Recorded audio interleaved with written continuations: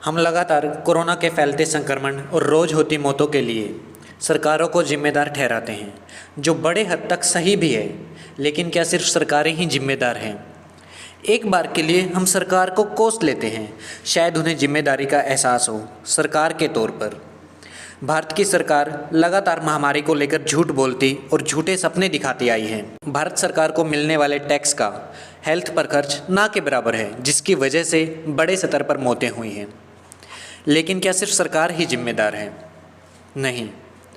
अब बात करते हैं समाज की। महामारी के फैलने का बड़ा और मुख्य कारण हमारा अपना समाज है। रोज़ होती इतनी सारी मौतों और इतना समझाने के बावजूद समाज नहीं मानता है। बात करते हैं हरियाणा और राजस्थान की। यहाँ पर एक कल्चर है जिसे बड़े ही गर्व के साथ सामने रखा जाता है, लेकिन उसकी वजह से जितनी बीमारी फैल रही है उसको हमेशा से ही अनदेखा किया गया है। अलग अलग तरह का झूठ फैलाकर उसको सही ठहराया गया है। हरियाणा और राजस्थान के गाँवों में ज़्यादातर हर गली मोहल्ले में हम हुक्का पीते हुए लोगों को देख सकते हैं, और कोई अकेला नहीं पीता है। भीड़ इकट्ठा होती है, कम से कम 3 से 4 लोग इकट्ठे होते हैं, और भीड़ बढ़ते बढ़ते 10-15 लोगों तक भी हो जाती है। जो आता है हुक्के पर मुंह लगा करके चला जाता है। उससे जो संक्रमण फैला है उसको कभी किसी ने ध्यान नहीं दिया, ना मीडिया ने उसको दिखाया, ना लोगों ने उस पर बात की। जबकि लॉकडाउन में वक्त बिताने के लिए लोग आपस में घरों पर इकट्ठे हो रहे थे और हुक्का पार्टी चल रही थी। हरियाणा और राजस्थान में एक तरह से ये कल्चर बन चुका है। वक्त काटने के लिए लोग मिलकर बैठते हैं और हुक्का पीते हैं और लगातार एक दूसरे की बीमारी का सेवन करते रहते हैं। इसी हुक्के से निकलने वाला धुआं सिगरेट या बीड़ी की तरह ही किसी भी व्यक्ति के फेफड़े को कमज़ोर करता है, और सिर्फ सिगरेट और बीड़ी के जितना ही नहीं, उससे कई ज़्यादा बड़े स्तर पर। जबकि झूठ ये फैलाया जाता है कि हुक्के से आने वाला धुआं फिल्टर होकर के आता है, इस वजह से वह नुकसान नहीं पहुंचाता या फेफड़ों को कमज़ोर नहीं करता है, उससे किसी तरह की बीमारी नहीं होती है। और हुक्के जैसी आदत ही नहीं, बल्कि बड़े स्तर पर अंधविश्वास भी संक्रमण फैलने का कारण रहा। सरकार ने भले ही कुंभ को प्रमोट किया, लेकिन उसमें जाने वाले लोग इसी समाज के थे। सरकार में से किसी मंत्री का बेटा शायद नहीं गया होगा कुंभ में, लेकिन समाज के लोग जरूर गए और बहुत से लोगों की मौत हुई, बहुत से लोगों को संक्रमण हुआ। लेकिन इन सब पर सवाल करने से शायद किसी की धार्मिक भावनाओं को ठेस पहुंचता है। इस सच्चाई से झुठला दिया जाता है ये कहकर कि नहीं, ये धार्मिक बात है, इसके अंदर हमें इंटरफेयर नहीं करना चाहिए। लेकिन संक्रमण फैल रहा है, लोग इसी की वजह से मर रहे हैं। इसी लॉकडाउन में और महामारी के चलते लोगों का व्यवहार खुल के सामने आने लगा।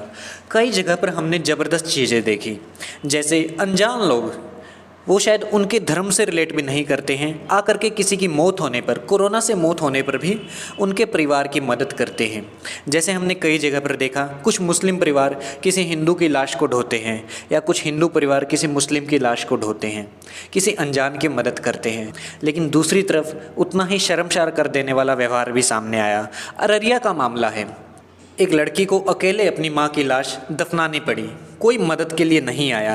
लेकिन उसी महिला की मौत के बाद श्राद्ध में खाना खाने के लिए करीब 150 लोग पहुँचे, ये कहकर कि हम तो परिवार को संबल देने के लिए आए हैं, उन्हें संभालने के लिए आए हैं। सरकार ने भले ही लॉकडाउन लगा दिया और परमिशन नहीं दी होगी 50 से ज़्यादा लोगों को इकट्ठा होने की, लेकिन इसके पीछे लोग इकट्ठे होते रहे, वो चाहे किसी की मौत के नाम पर हो या किसी की शादी के नाम पर हो। शादी ब्याह खुलकर हुए, ब्याह में 50 लोगों को लाने का रूल लागू तो हुआ, लेकिन व्यवहारिक नहीं रहा। सिर्फ घर करके ही 50 लोग से ज़्यादा इकट्ठे हो जाते हैं और संक्रमण फैलता है, और फिर वह बीमारी 50 से 500 लोगों में फैलती है।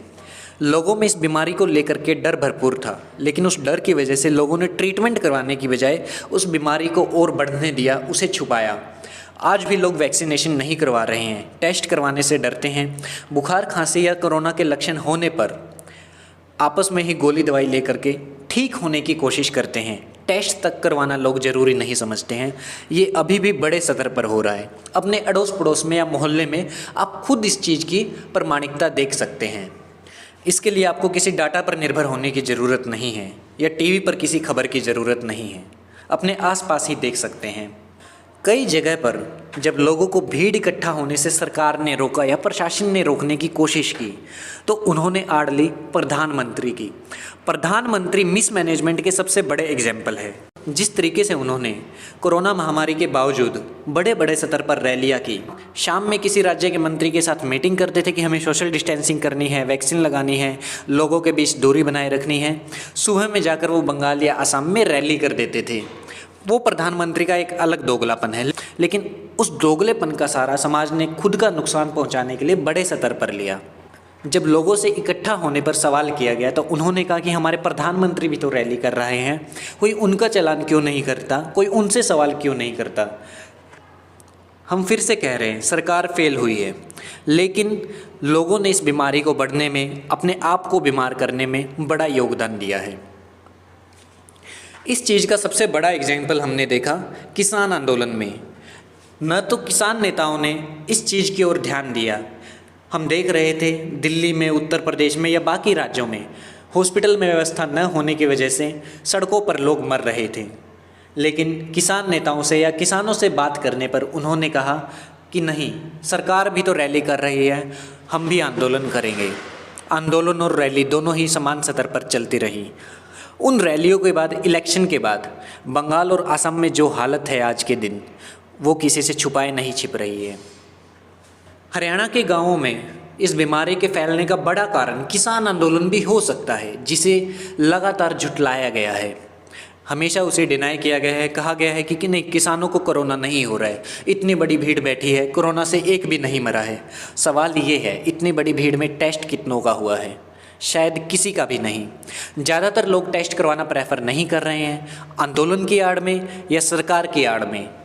जिन किसान नेताओं के कहने पर सभी के सभी किसान हर बात मान लेते हैं, हर तरह के फैसले लिए जाते हैं, वही किसान नेता अगर समझदारी दिखाकर कोरोना टेस्ट की सलाह दे देते, वैक्सीन की सलाह देते, तो शायद स्थिति कुछ और अच्छी हो सकती थी।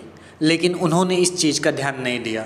विरोध 3 बिलों का होते होते, सरकार का होते होते, खुद के स्वास्थ्य का भी होने लगा है। उम्मीद करते हैं आप सब थोड़ा ज़्यादा समझदार बने। किसानों को सरकार से लड़ना है, न कि अपने खुद के स्वास्थ्य से। वक्त काटने के नाम पर लोग हुक्के जैसे नशे की बजाय किसी और चीज़ पर ध्यान दें, कोई और बेहतर तरीका निकाले ताकि बीमारी कम फैल सके। शादी या मृत्यु के कार्यक्रम में समझदारी से भाग ले और गोबर पार्टी तो बिल्कुल भी ना करें, और अपनी और अपने परिवार की सुरक्षा का ध्यान दें। मुंह पर मास्क रखें, वैक्सीनेशन लगवा लें अगर आपकी बारी आ जाती है तो। वैसे कमी है पूरे देश में, लेकिन फिर भी अगर कहीं आपका नंबर आ जाता है गलती से तो वैक्सीनेशन लगवा लें।